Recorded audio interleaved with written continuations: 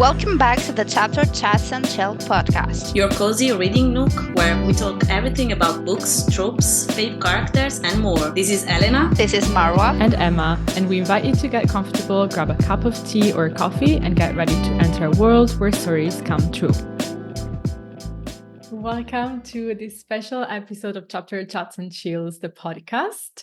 This is going to be a chit chat about books and a special episode for Valentine's Day. I don't know about you girls, but I kind of love Valentine's Day. That's why I'm wearing my only pink t-shirt for this episode. No, I love the cozy and romantic vibe, but I want to hear about you as well. What do you think of this special occasion? Actually, I share the same feeling. I know that many people think of Valentine's Day as a commercial holiday and that they don't need a specific day to celebrate love and blah, blah, blah, blah. I honestly don't agree with that necessarily. On the contrary, I think that it's an extra opportunity to remind the person you love how happy you are to have them in your life. Of course, you don't have to do anything big to celebrate, but small gestures are always appreciated. So yeah, I'm pro Valentine's Day too. I agree with you, girls. I love the vibes of Valentine. I love that love is celebrated. Actually, I'm not that attached to this kind of like holidays, but I love the whole setting. Even though it's not like Christmas that, for example, in town you can see all the lights and whatever, but it's more intimate. I don't know. I love Valentine, even though I don't really celebrate them much. But the vibes, the vibes, we like it. Yeah, same. And so what better day to talk about romantic books than St. Valentine's Day? So how about we start this episode by picking like the perfect book to read that has like romantic vibes for St. Valentine's Day? What do you girls think? Do you have like one choice? I don't necessarily have a book specific to Valentine's Day, but I have a book that's like the romance is really, really good and powerful, and that is One True Loves by Taylor Jenkins Reid. It's one of the best contemporary romances that I've read in my life. I highly Ooh. recommend it. The story follows a girl named Emma. Okay.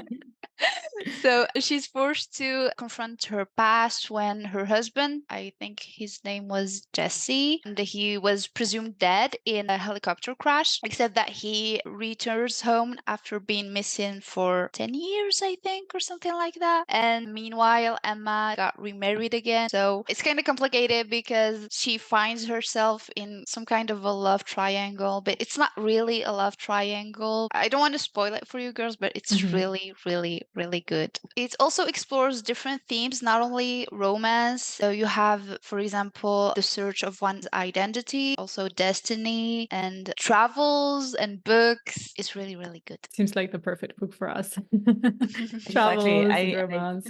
I mentally put it on my Mental I mentally put on my reading list. Okay, thank you. Well, speaking of reading lists, I've actually just added to mine a book that is from, I think, a romance author. But this one is just, if I remember correctly, has just come out this month, and it's a fantasy book. Let me quickly look for the title because I don't remember. I think you might have read something from this author. I haven't. Let me see. Hazelwood. Yes, yeah. it's the author of The Love Hypothesis. Yeah. It was the one that Marwa wanted to read, right? The last yeah. one? Bride, yes. Yeah, Yes. okay, because okay. you put it in your 2024. Yes. Okay. Yeah. You have a good memory, Elena. I haven't. So I'm very, very curious to read it. I think there's vampires as well, Yes, right? and werewolves also. Looks Sounds good. Nice. interesting. How about you, Elena? Do you have any book recommendation for Valentine's Day? I will go with Pride and Prejudice by Jane Austen as well. By the way, to everyone who's listening, if you reach episode 7 and you still haven't read Pride and Prejudice, you are on my personal blacklist, okay? But in order to not say all the time Pride and Prejudice, I will also recommend every book from Hazelwood because she's really on point and she's really smart and clever when she writes about STEM and couple and love. I would go for it. Like if you want to have a sweet day and read about a sweet couple, plus you will always find Grumpy Sunshine trope. I'm so addicted to this trope. So It's an important plus. Is it, because I haven't read anything from her books, is it usually the guy who's grumpy Yeah. and the girl who's sunshine? Because I wanted Yes. to read actually something that is the opposite. I find that more I intriguing. think her last romance before Bride, the Love Theoretically or something like that, it's Okay. the contrary, but I'm not sure because I haven't read it yet. Same. But Okay. normally it's the contrary. Mm. Actually, all of her books are really good. So True. Your choices were great. Pride and Prejudice, I agree for sure, which I read and love. It's also like a safe choice because you can read it 1,000 times and never get tired of it. At least that's it for me.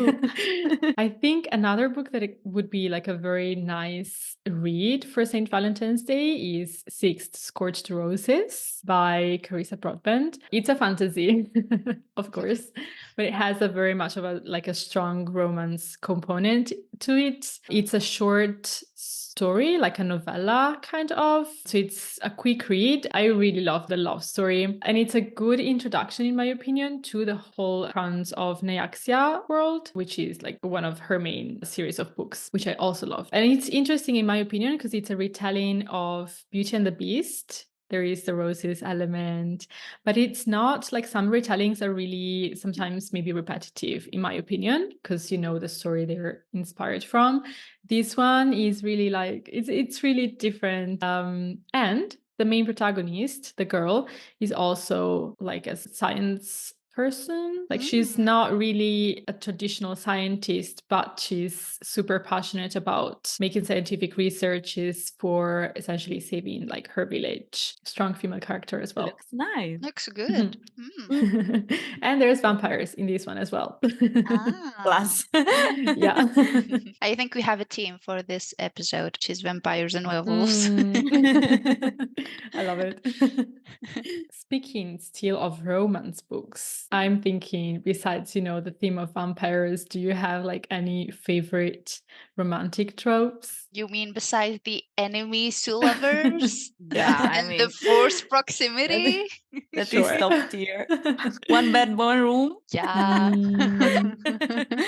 And the grumpy sunshine. Yes. I also think like the fake dating part, but I don't know what you girls think of it. No, I I love love it. it. Yeah. Fake dating. I have something on the tip of my tongue. I can't remember if it was a movie that I've recently watched or a book or a story that I've read about like I wasn't expecting the fake dating, but it was there, but I can't remember it. I will come back to it if it comes back. Oh, by the way, did you watch Anyone But You? Yes, I watched it No. yesterday with my friend. I really want to go to the cinema and watch this It was movie. really, really good. It's It was good? actually like the old movies, you know, the ones they used to make, to like touch. I love that How to Lose a movie. Guys in 10 Days, like these kind of movies. It's Yeah, I really love because it good. already. I saw so many TikToks of people like singing unwritten Yes. after like the movie or in the movie theater. I was like, oh my god, this is my people. Yes. It was really, really nice.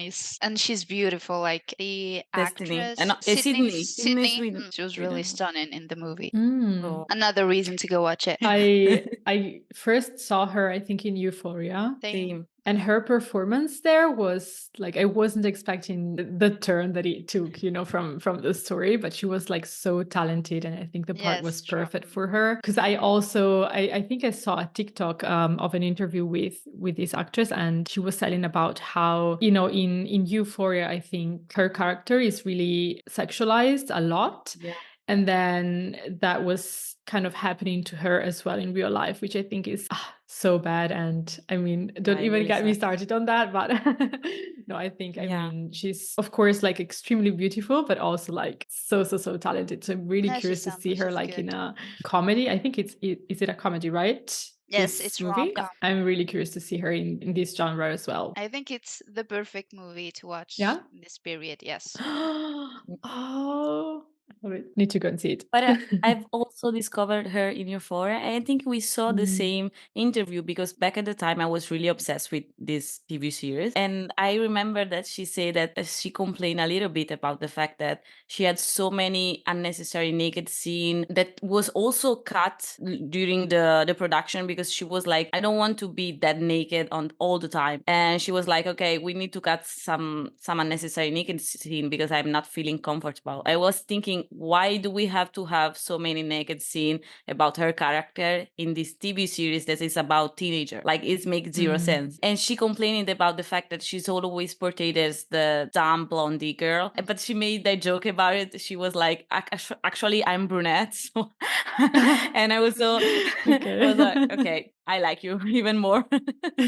But yeah, I'm so pissed off that her character was portrayed in that way. And I think with like the main character in Euphoria, which is Zendaya, it didn't happen because she had more power of bargaining with producer, because she was more famous back then. And she could say, no, I don't want to do this kind of scene. Actually, she also a producer, so she had a lot of power. But yeah, this made me think a lot about the old Hollywood kind of cinema. Drama. And yeah. For sure. I think it's such a huge topic, and I love that we're talking about it, to be honest. To me, it also makes me think that they were like the two characters, the one Zendaya and the one Sydney played, they have very different stories. So like in my mind, I didn't really compare, you know, how much nakedness there was for the two characters, because Zendaya's was, her story was much more, about the drug addiction, whilst Sydney's, I think, like, to me, it was kind of almost as the story of, you know, how in your adolescence, I guess, they're adolescents, right? Like, you discover sexuality as well a little bit more, and you start living that part of your life as well. So it kind of made sense that there was, of course, like naked scenes and like intimacy scenes and so on. But at the same time, I totally see the way that, I mean, this happens almost only with female characters, which is, I think, not okay. Like, if you want to explore the topic of sexuality for adolescents and young people, like young adults, you should explore that for all genders and not just girls. But let's see, there's also going to be a third season, right? Yes, but I in don't know if it's 2100. Yeah. We don't know. Hopefully sooner than later. In the meantime, we have wonderful books, fortunately.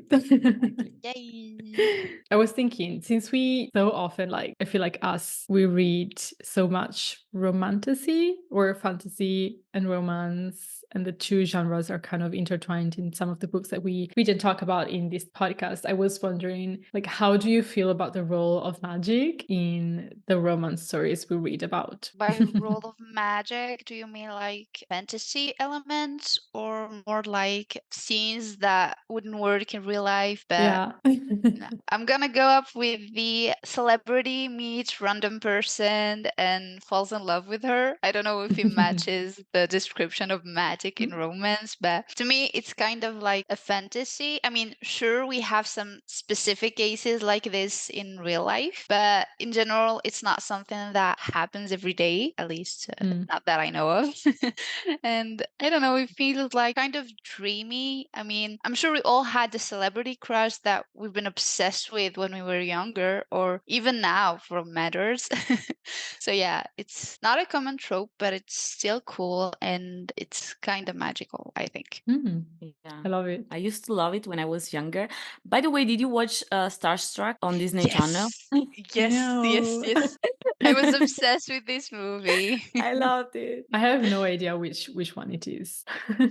It's about a girl who goes to see her grandparents, I think, or something like that. Okay. And her grandparents live in the same city as a rock star, and she accidentally meet him on the beach or something like that. Okay. They fell in love. And she hates him at first, of course. Typical. Of course. The old version of enemies to lovers. Yes. And I still listen to the songs, by the way. I know them by heart. Same.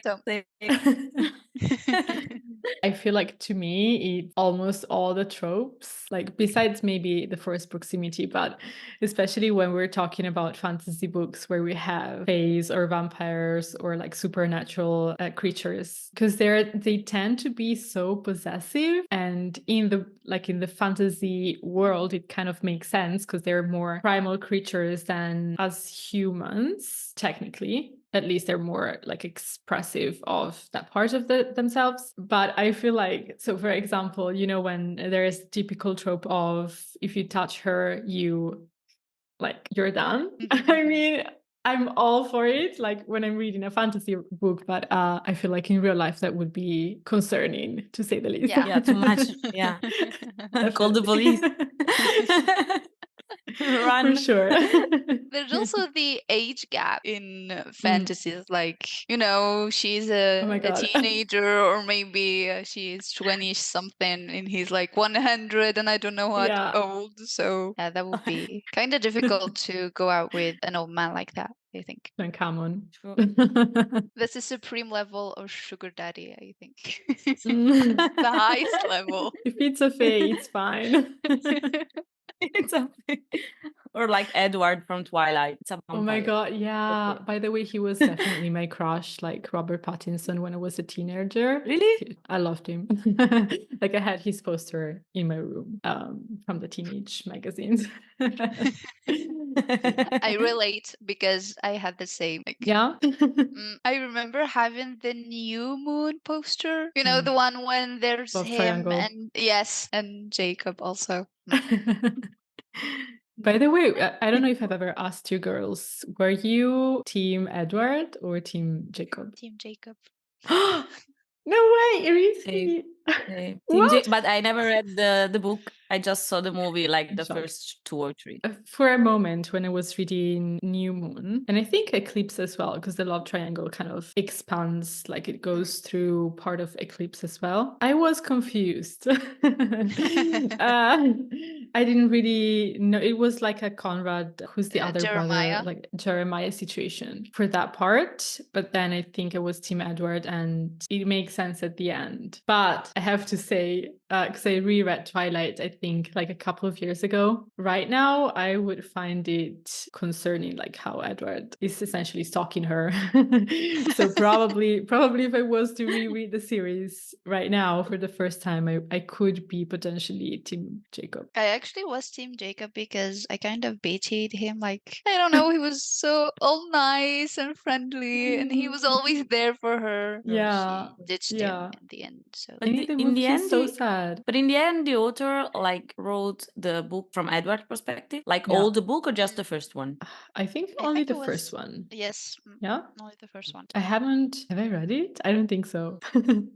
I mean, it's the same story and I've reread it 1,000 times already. So yeah. Really? Yeah. To be honest, I don't think I'll like it that much if I read it for the first time now. I don't think I like it at all. I don't know.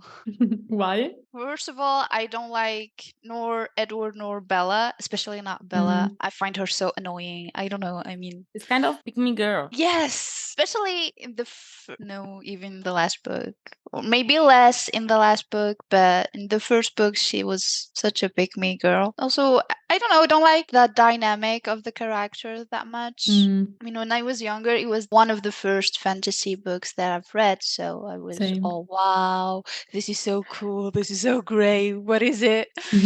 But now it's just full of cliches. For example, the first book, nothing much happens besides the romance, and the romance is kind of weird.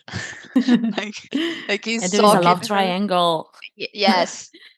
Like there's a love triangle. Yeah. So, yeah. To me, it has clear indications that it's a romantasy book from 2010-ish, those years, right? And I love the turn that this genre has taken lately with strong female characters and really like going into the characters and not just the story or the love dynamic between the characters. It was a fun read for teenage Emma, but yeah, it was also interesting to reread it now, but I also wouldn't really love it that much. No, I would be curious though to read a little bit more maybe about the other characters. I loved Alice, and her story I think is so interesting, and there's so much more to tell about her. So that one I would like to read. Speaking about characters that we loved or that we didn't really love, do you have like favorite romance or romantasy book boyfriends and girlfriends? Like if we were to pick 3, who would it be and why? 3. Yeah, or 1. I don't know. It's difficult for me to pick one.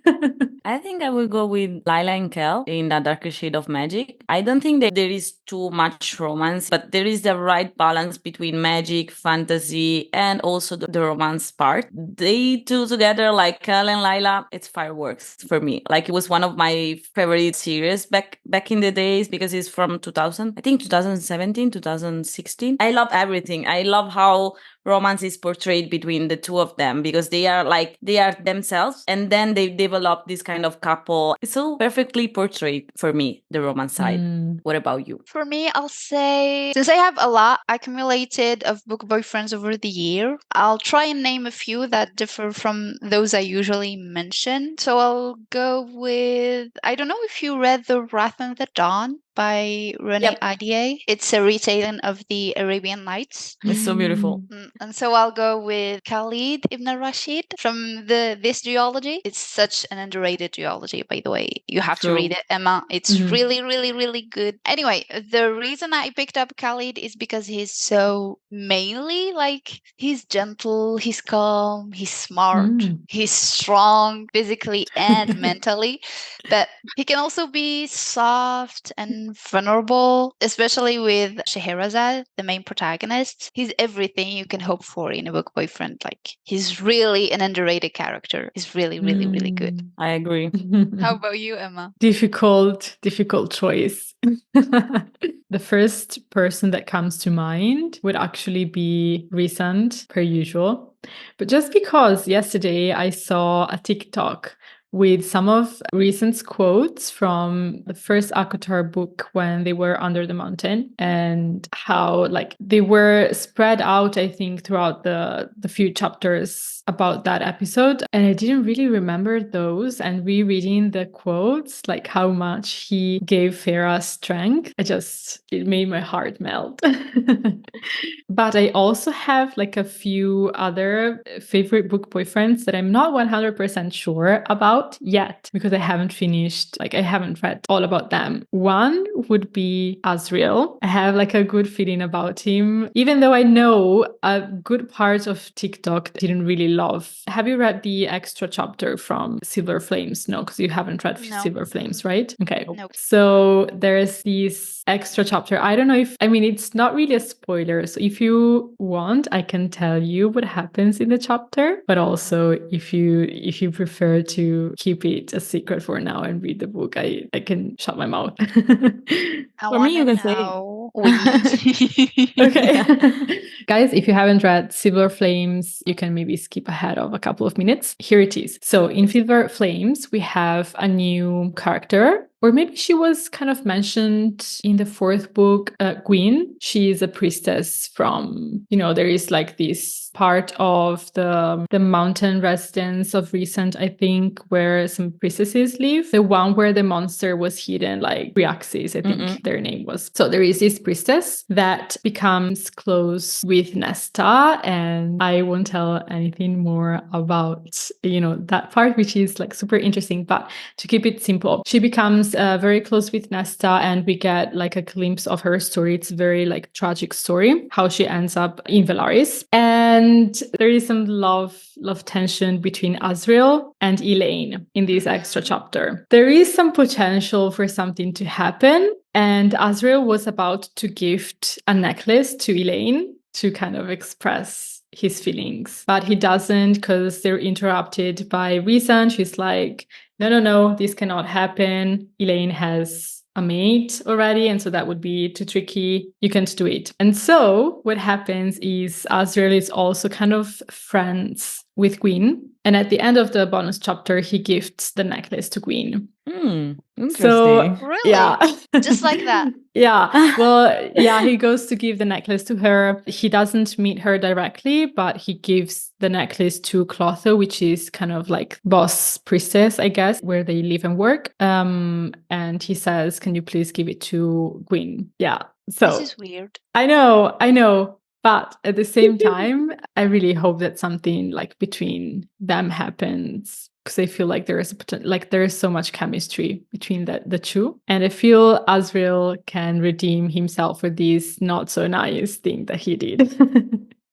I want to give him a chance. But if I know Sarah J. Maas a little bit, she will go with Gwen first, and then in the end she's gonna be with Elaine for sure. No, do you think so? I think he can redeem himself, maybe. Yeah, because she's always doing it. But we're gonna hate Gwen at some point also. Just Exactly. like she did with Kaol, and just like she did with Tamlin. No. Well, I mean, You would have to read about her story. I think it's Disappointing. impossible. No, I think I mean, anyone could potentially turn into a bad character, like an evil character, but I don't think that's the case for Queen. I can't say anything more. I have another book boyfriend. Mm-hmm. It's actually one book boyfriend that I don't talk about enough, although he's one of the best fictional characters that I've met in my life. It's Dorian Havillard from the Throne of Glass series. I want to read more about him, definitely. He's so good. Like, he's so cunning and handsome. And I honestly think that he had the best character development in the whole series. So Team Dorian all over the way. He's so good. Yeah, at the beginning, he kind of seems like he's not expressing his full self in a way. He's very like shadowed by the presence of his father, and True. he's kind of hesitant. I don't know. Like, I remember his kind of love story with Selena in the first books. He But was just a then, kid. yeah, and yeah, now exactly. he's- Yeah. I'm Now he's curious to everything. see. Yeah. I'm very, very curious to see. But he I'm ended up just with the... No, Yeah. don't say anything. Don't say anything. Ah, okay, I will not say. I I mean, will not say. No. I No. mean, I've read Stop some, like, I've reached the part where he has kind of like not necessarily like proper love story. I mean, they just hook up essentially with Manon, the Manon, yeah. witch. Yeah, I and love her. yeah, me too. But I She's want to see like badass. where I that love is her. going. Yeah. I think she's a good kind of like book girlfriends, right? Because she's badass, she's a side character, really strong. I love her. And She's she has smart. dragon. She's also very protective of her loved ones. True.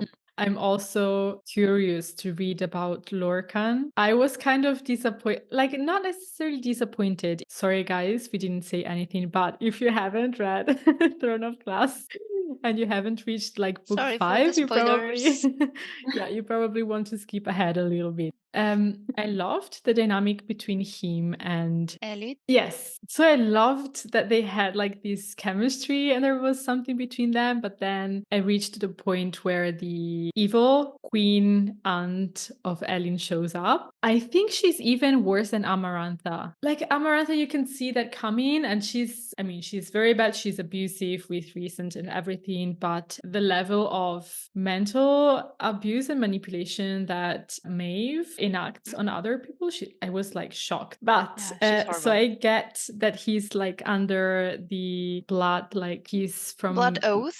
No. Yes, I think that's it. Thank you. So he couldn't do anything, but I hate that his lover hates him for it, and he kind of doesn't say anything. Like, we need more communication between these characters, please. So I don't know what to expect.